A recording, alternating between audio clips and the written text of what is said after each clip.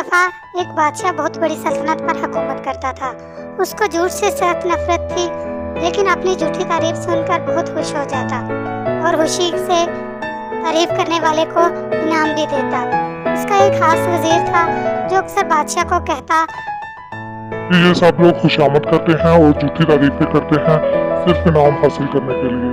लेकिन बादशाह उसकी बातों को अनसुना कर देता। एक दिन वजीर बादशाह के कमरे में बैठा था। उधर एक मुलाजमा सफाई कर रही थी। उस मुलाजमा से बादशाह का खास कीमती गुलदान टूट गया। वो मुलाजमा जोर जोर से रोने लगी। क्या बादशाह उसे सजा देगा, और अगर उसे सजा होगी तो उसके बच्चों का क्या होगा? वजीर ने मुलाजमा को तसल्ली दी और कहा कि तुम फिक्र ना करो, मैं तुम्हें सजा से बचा लूँगा। जब बादशाह ने सबसे पूछा कि गुलदान किसने तोड़ा है, तो वजीर ने मुलाजमा को बचाने के लिए झूठ बोल दिया। बादशाह सलामत, गुलदान मुझसे गलती से टूट गया था। उसी कमरे में एक और मुलाजमा भी सफाई कर रही थी। उसने गुलदान टूटते देखा था। वो बोली, बादशाह सलामत, वो गुलदान वजीर ने नहीं बल्कि इस मुलाजमा ने तोड़ा है। बादशाह और गुस्सा हो गया कि वजीर को पता भी है कि मुझे झूठ से नफरत है, फिर भी उसने झूठ बोला। बादशाह ने गुस्से से मुलाजमा को कैद करवा दिया और वजीर को महल से निकाल दिया। वजीर को बहुत बुरा लगा क्योंकि उसने बहुत ईमानदारी से और खलूस से बादशाह की खिदमत की। वजीर मायूस होकर महल से चला गया। वजीर का एक पुराना दोस्त था जो दर्जी था। वजीर उसकी दुकान पर चला गया। दर्जी ने वजीर को परेशान देखा तो पूछा कि क्या हुआ, इतना परेशान क्यों नजर आ रहे हो? वजीर ने सारा किस्सा सुना दिया। दर्जी को भी बहुत दुख हुआ। उसने कहा, मेरे पास एक तरकीब है बादशाह से बदला लेने की। वजीर ने पूछा, क्या? दर्जी ने कहा, अब बस बादशाह से मेरी मुलाकात का कोई तरीका निकाल दो।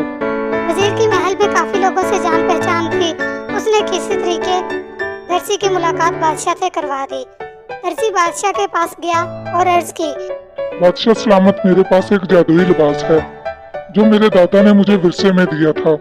वो लिबास जो भी पहनता है वो बहुत ही ज्यादा खूबसूरत नजर आता है। उस लिबास की एक खासियत है कि ये लिबास सिर्फ उसी को नजर आता है जिसने कभी जिंदगी में झूठ ना बोला हो। दर्जी ने पास रखे एक मुजस्मे की तरफ इशारा किया और कहा कि ये है वो लिबास। बादशाह ने भी जिंदगी में कई बार झूठ बोला था। वो समझा शायद उसे लिबास इसीलिए नजर नहीं आ रहा। इसलिए बादशाह ने ये ना कहा कि मुझे मुजस्मा खाली नजर आ रहा है। महल में मौजूद सभी झूठे थे।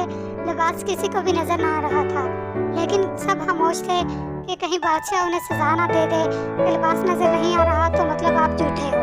बादशाह को तारीफ सुनने और अच्छा दिखने का पहले ही बहुत शौक था। बादशाह फौरन बोला, मुझे ये लिबास दे दो। दर्जी बोला, बादशाह सलामत, ये लिबास तो आपके नाप का नहीं, मुझे कुछ दिन दो, मैं इसे आपके नाप का कर देता हूँ। बादशाह ने मुलाजमों को कहा कि दर्जी को एक कमरा और उसकी जरूरत का सारा सामान दो। दर्जी महल में रहते हुए इस लिबास को ठीक करेगा। बादशाह ने जो कमरा दर्जी को दिया, दर्जी उस कमरे में गया और सारा दिन आराम करता रहता। जब बादशाह वहाँ आता तो कुछ न कुछ सिलाई करने लगता। चंद दिन बाद दर्जी ने बादशाह को एक जूट मूठ का लिबास दिया।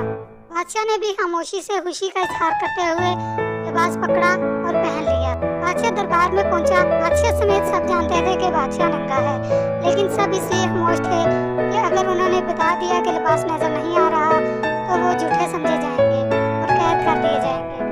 सब ने मिलकर बादशाह की बहुत तारीफ की कि आज बादशाह सलामत, आप बहुत खूबसूरत लग रहे हैं। बादशाह खुशी खुशी मुल्क के दौरे पर चला गया। वो जहाँ से भी गुजरता लोग बातें बनाते, लेकिन किसी में भी इतनी हिम्मत ना थी कि बादशाह को बता सके कि बादशाह नंगा है। थोड़ा आगे जाने के बाद कुछ बच्चे खेल रहे थे। जब बादशाह उधर से गुजरा तो बच्चे बोले, नंगा बादशाह, नंगा बादशाह, नंगा बादशाह, नंगा बादशाह, नंगा बादशाह, नंगा बादशाह। बादशाह गुस्सा हुआ और महल वापस आकर कपड़े पहनकर दरबार में पहुंचा और सबको बुलवाया और सारा माजरा पूछा। दर्जी ने बताया कि आपसे बदला लेने के लिए ये मेरी तरकीब थी क्योंकि आपने बेगुनाह वजीर और मुलाजमा को सजा दी। बादशाह और गुस्सा हो गया। उसने दर्जी, वजीर समेत तमाम खुशामदी दरबारियों को कैद करवा दिया। सच है, खुशामद बुरी बला है। हमें हमेशा सच बोलना चाहिए और खुशामदी लोगों से बचे रहना चाहिए।